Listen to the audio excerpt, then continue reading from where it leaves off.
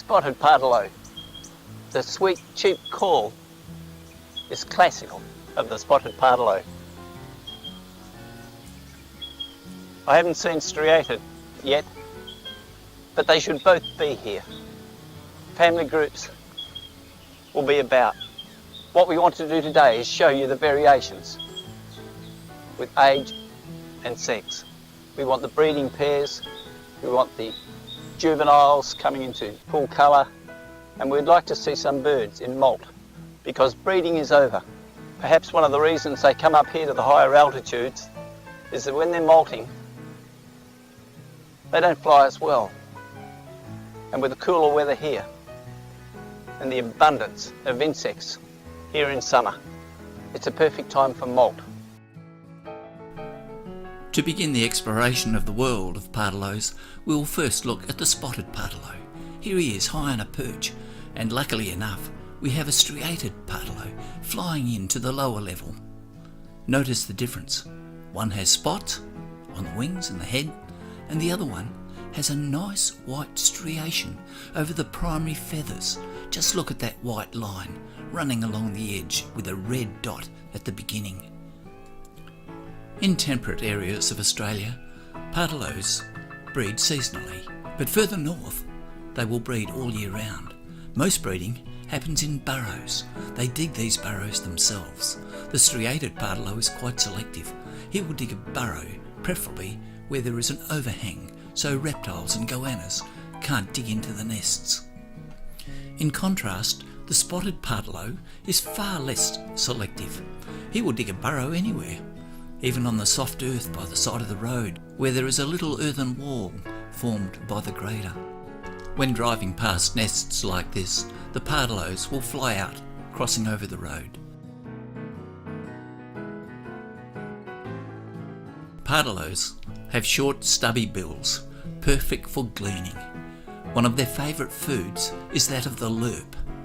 Lerps suck sap out of the eucalypt leaves and then cover themselves with a nice sugar coating. Nothing could be more delicious to a Pardalote. They will eat any insects that are small and can be grasped within their bill, but perhaps one of their favourites after the lerp is a nice, soft, succulent larval grub. Pardalote is a Greek term that means spotted. So let us begin looking at the detail of the spotted Pardalote. Firstly, we will look at the male. Small bird, but despite his size, he can hold his own.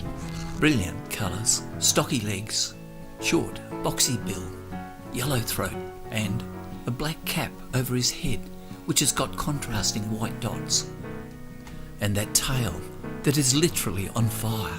Notice that this Pardalote is squinting. He's got dirt in his eye. So that tells us he's been digging a burrow.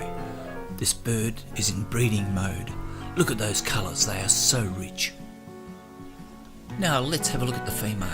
The first thing that's obvious is the lack of the bright yellow on the throat, now replaced with buff. But the spots on the wing are much the same. The fiery tail is there. The black cap, it's gone, it's more grey. And the white contrasting dots of the male cap have now been replaced with a more buff colour, more creamy. This variation between the male and the female of the spotted Pardalotes is called sexual dimorphism. In the striated Pardalote, in contrast, it's far more difficult to tell the difference between a male and a female.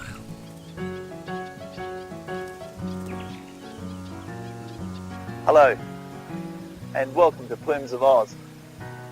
Just behind me you can see the southern bluff of the cooler tops. Well, we're on the New South Wales tablelands today, looking for spotted Pardalotes. Pardalotes will breed down in the lower country.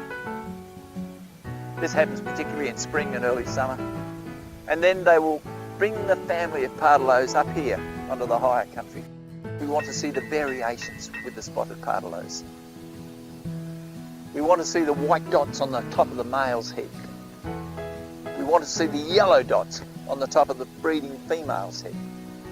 We want to see that nice orange tail. The young birds won't have it, so let's keep a lookout for that. We want to see that nice yellow throat.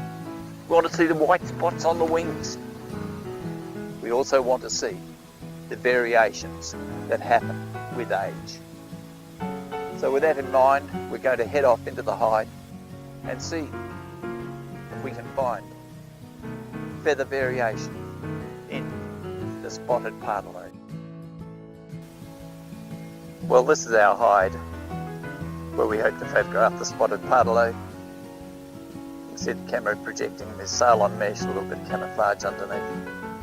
And if we come around here, approximately 10 metres away, we have our waterhole.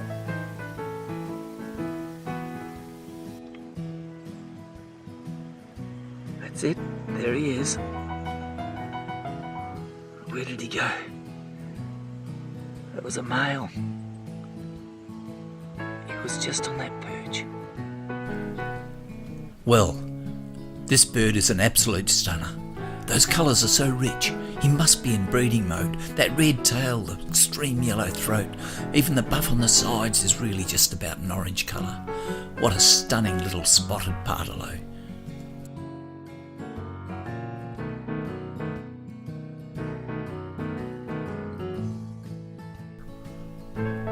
The best way of telling a male from a female is looking at the throat. The bright yellow patch on the throat is indicative, above any other signs, that this bird is a male.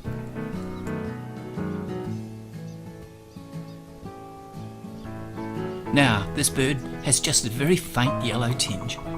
The second bird again has a little bit more yellow. Another male. The dragon watches. Again, a little bit of yellow on the throat. Another male. Not quite in the full breeding colours, as the colours are a little bit softer. Here now, female, pale throat, and again another female. The temperature is increasing, the day is getting hotter. The birds are really beginning to rocket into the waterhole. They come down from the canopy where they feed to drink. Look, a striated popped in, and here is another female.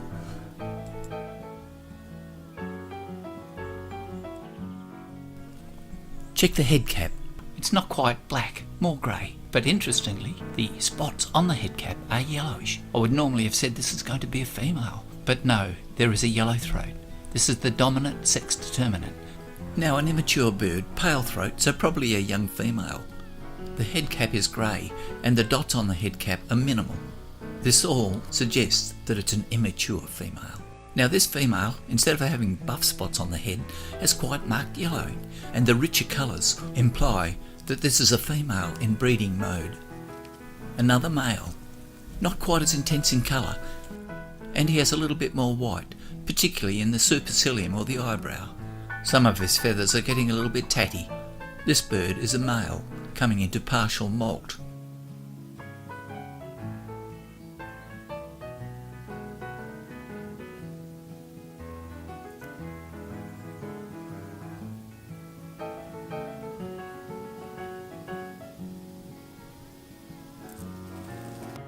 Again, a very prominent supercilium, but there is very little buff on this bird. The tail suggests perhaps that it's an early adult, so it's a bit hard to be absolutely certain, but overall I would just go as this being a very young, immature female.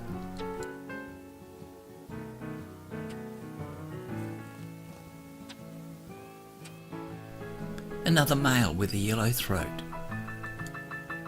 Two birds, both with buff throats. The bird in the foreground has far more intense colour, a breeding female, whereas the one behind is in non-breeding plumage.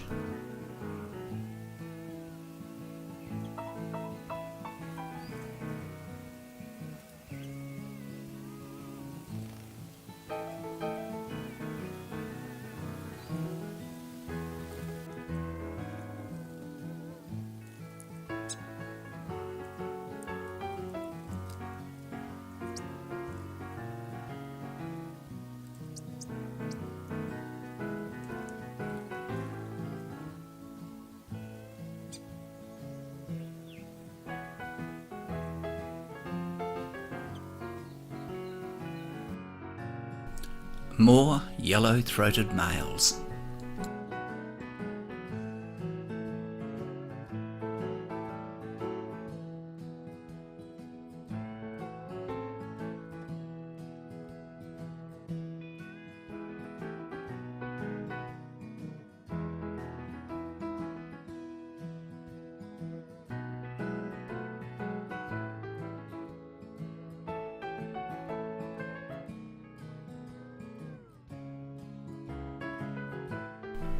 Now another female. A very pale bird, a young bird, minimal red in the tail. That was a very immature bird and you could not really be certain of the sex. Another young female.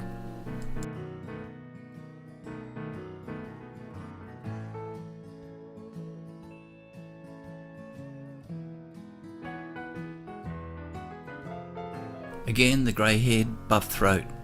Another female.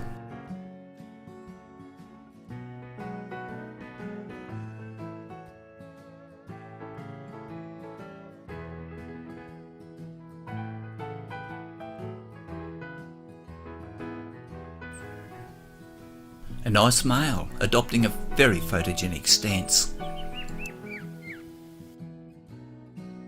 Looking at this red tail, you would think that it was going to be a male, but look, there is only buff under the chin, no yellow, and the cap, though not black, is fairly dark, with yellow spots.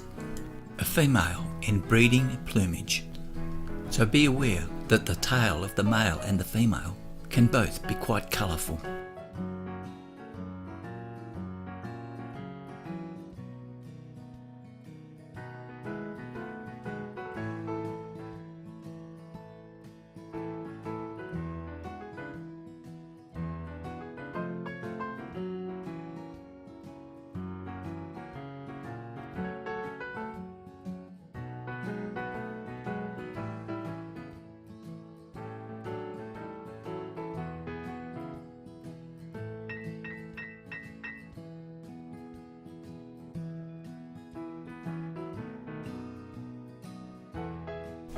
Again, a female. The throat is buff, but look at the intensity of the overall colours. When you look at the supercilium or eyebrow and the dots on the crown, notice that they aren't buff, they are quite yellow. This intensity of colour suggests this female spotted pardalote is in active breeding mode. Let us now leave the spotted pardalotes and see if we can find some striated pardalotes.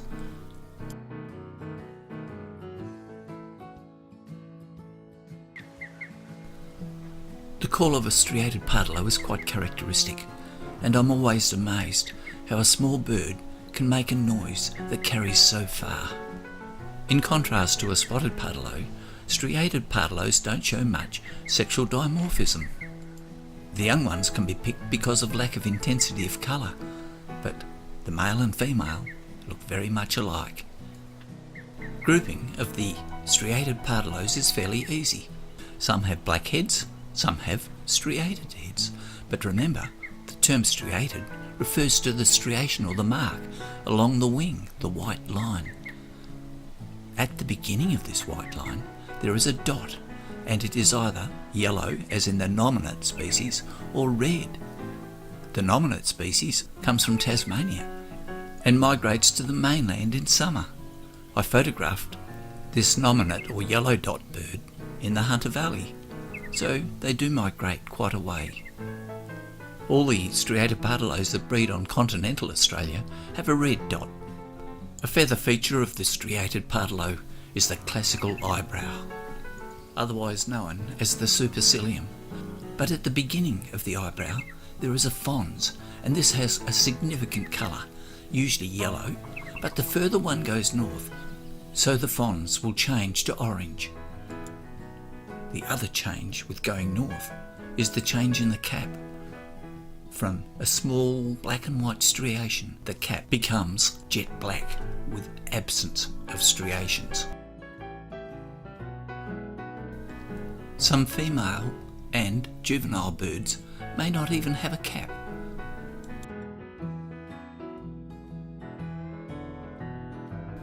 As mentioned in the introduction, pardalotes are top canopy feeders, looking for lerps and any other insects that will fit the size of their small boxy type bill.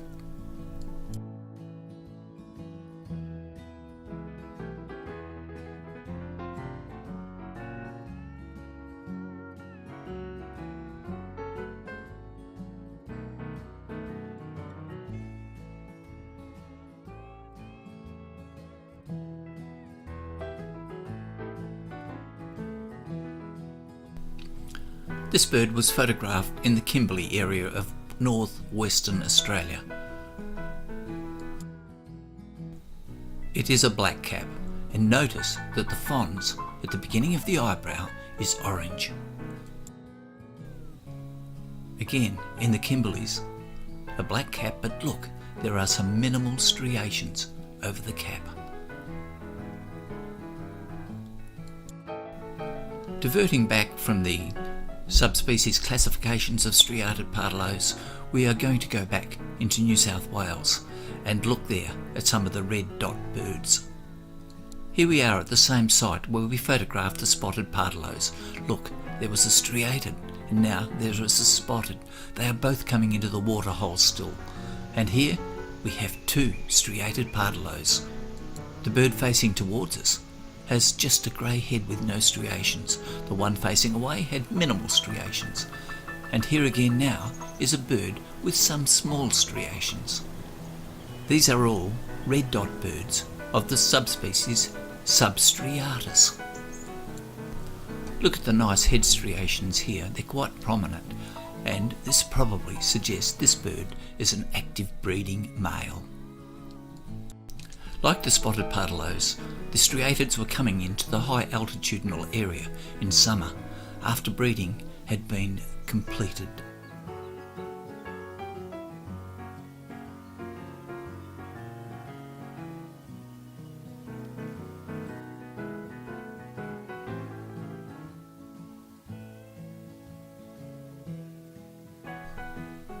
Lack of intensity of colour. This is probably a female, but we can't really be certain of this, so at the moment we would have to say it's an immature bird.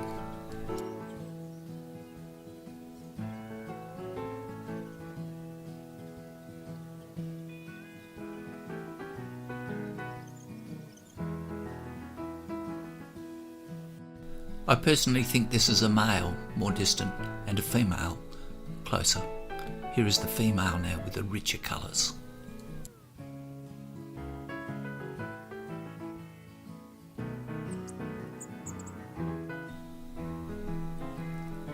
This pale looking bird is most likely a juvenile.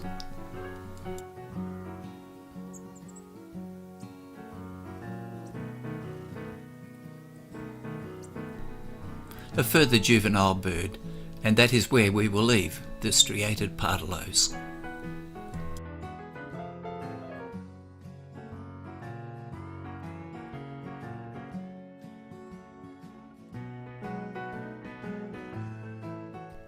The last pardalote we will look at today is the red-browed pardalote. Looks a little bit like a spotted in a way, but yet it has the eyebrow of a striated. A magic little bird with far more tan than either striated or spotted. This is found usually in the drier parts of Australia. Its behaviour is virtually the same as the other pardalotes, nesting in burrows, feeding on insects, gleaning from the top canopy. A spectacular little bird, and with this in mind we will now leave the pardalotes. On behalf of Plumes of Oz, thank you for watching.